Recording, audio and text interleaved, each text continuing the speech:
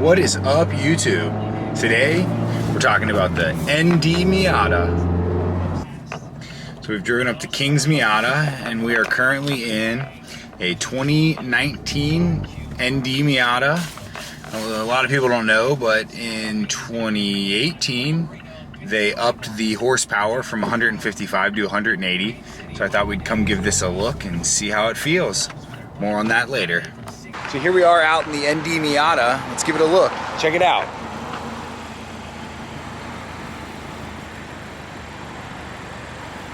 See the new engine.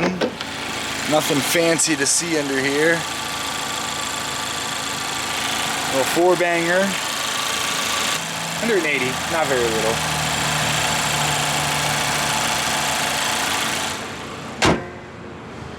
It's a sweet looking little car.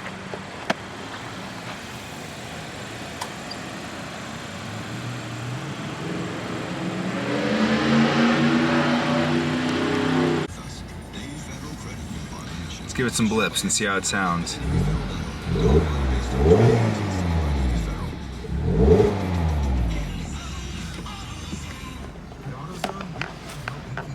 It's a pretty standard car.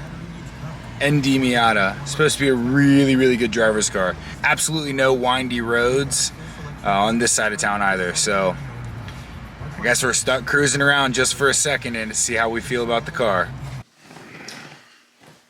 So what's up?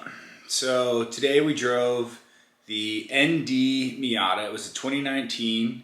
It was good. The interior is really nice. Let's talk about the things I liked about the car. The interior, super nice.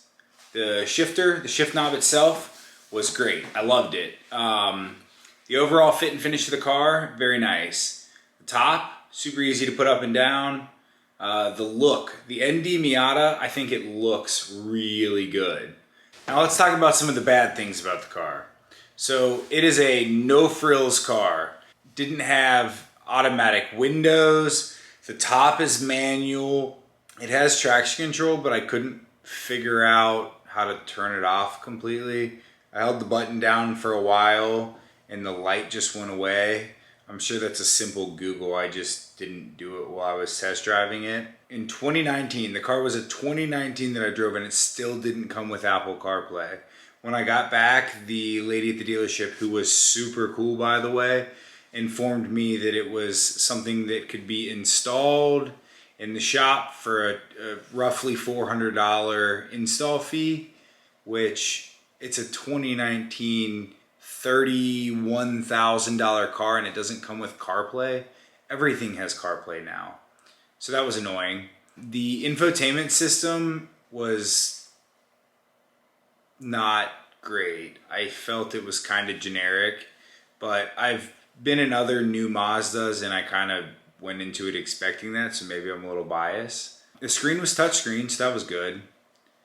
What else? It had auto climate control, which was nice. Another thing that I didn't like about the car was I felt like I was sitting too high in the car and there was no adjustment to move the seat up and down. I wouldn't expect that, but I wish you sat lower in the car. Other than the power, I guess there's not a lot of things that I didn't like about it. The one thing that really bothered me was that neither of the windows were auto. So I was like driving and I kept reaching over to hit the windows, to roll the windows up, and I'd like hit them and go back to what I was doing and they'd move a centimeter and stop. And I was like, again, $30,000 car, automatic window switches is pretty standard on just about everything nowadays. So the fact that it doesn't have automatic window switches was kind of annoying. But that's a small thing, something I could get over, you know? The trunk was decent sized. I didn't like the way the power steering assisted.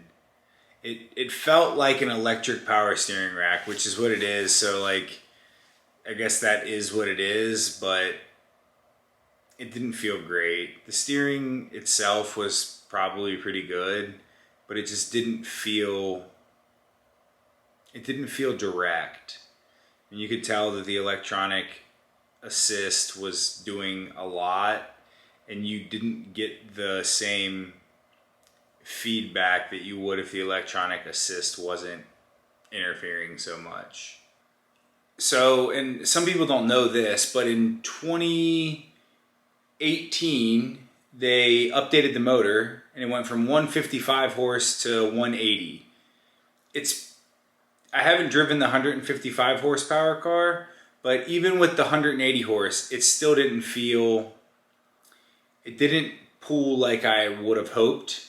It's an extremely light car, and I did some power to weight ratio calculations, and if it was around 250 horse, it would be perfect.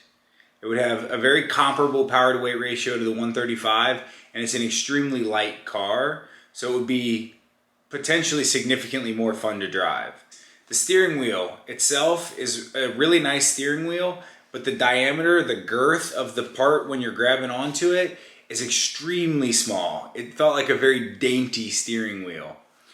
Other than that, I mean, the car was good. I didn't love it, which is sad because the ND Miata is a truly good looking car, and it fits all of the criteria for a car that I want, except for the fact that I feel like it's underpowered. If the car had, like I said earlier, 250 horse, it would be the car. I would for sure be buying it. But it doesn't. It's got 180, and I'm not sure if it was based on the 155 horsepower engine, but even the turbo kits out there only bring them up to 200. Though, like I said, I think that might be based on the 155 horsepower engine. So the 200 horse or the 180 horse engine might be able to get closer to the 250 with the turbo kit. But I don't want to buy a car that I feel like I immediately have to do something to give it a good power that I feel more comfortable with. Unfortunately, the area of town where I went and test drove it, it's pretty much all straight roads, so very similar situation when I went and drove the C5 Corvette the other day. There's nowhere to really experience how the car turns, so that was kind of sad, because that might have been a saving grace for the car. You know, even though it's underpowered, if it drives really good in the corners, I might have been able to get past it, but I didn't have anywhere to go try and do that. Plus, it's a brand new car. It's not my car, so it's not like I can go out and push it and really get a feel for how the chassis turns. But it had good turn-in. I mean, I flung it around a few little corners, like when I was turning, just, 90 degree this road to that road. And it turned well. It had plenty of grip for the amount of power and the weight of the chassis. It never felt like it wanted to slide or push or do anything weird. So all things considered, I mean, it's probably a great car. I don't think it's for me. So I think with that said, we've narrowed the list down a little further. So I'd like to drive a few more Corvettes to try and understand what is issues that are platform wide versus what were issues with just specific cars I've driven. I stopped in the Chevy dealer that was right next to the Mazda dealer, and they unfortunately didn't have any Corvettes, let alone a C6. So that was a bummer. So I didn't get to drive any Corvettes. But I'm still looking to try and find a C6 Corvette to have a go in and see if I like it, to see how it feels, to see if it feels tight. But as of current, it's maybe drawn down to the S2000, the Z4M, which is going to be a tough one to try and get a test drive in because there's none anywhere near me, so I'm making a big commitment to go drive one of those. And then the C6 Corvette. I really need to go find a C6 Corvette and take a cruise in that and see how I feel. That's where we're at with the car hunt. So don't forget to like, comment, subscribe. We'll catch you in the next one.